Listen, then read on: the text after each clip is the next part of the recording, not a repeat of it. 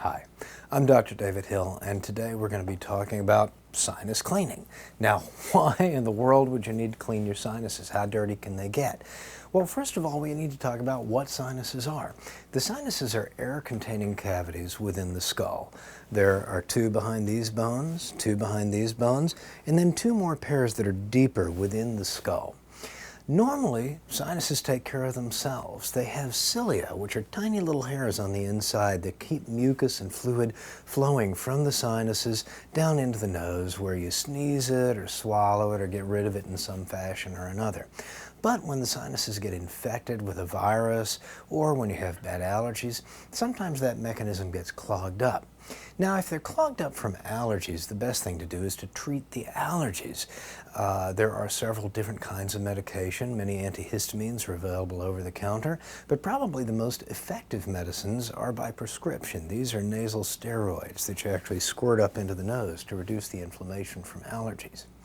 When you get a cold or sinusitis, a bacterial sinus infection, we're learning more and more that using nasal saline irrigation can actually help relieve the symptoms and sometimes lead to a faster cure. In babies, we use saline drops. You can make these by taking a half a teaspoon of salt and dissolving it in 1 cup of water, and then you can drop just a few little droplets in the nose using a medicine dropper or even a wet towel or rag, and then suck those back out with one of those little suction bulbs that you usually get at the hospital. You can buy them for a couple of dollars at the drugstore.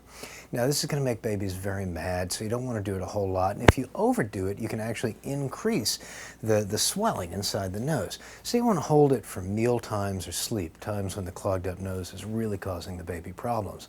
Another tip, with the suction bulb, don't go up. It looks like that's where the hole goes, but really, it goes straight back. So just go straight back, just right into the nose. You don't have to go way back there.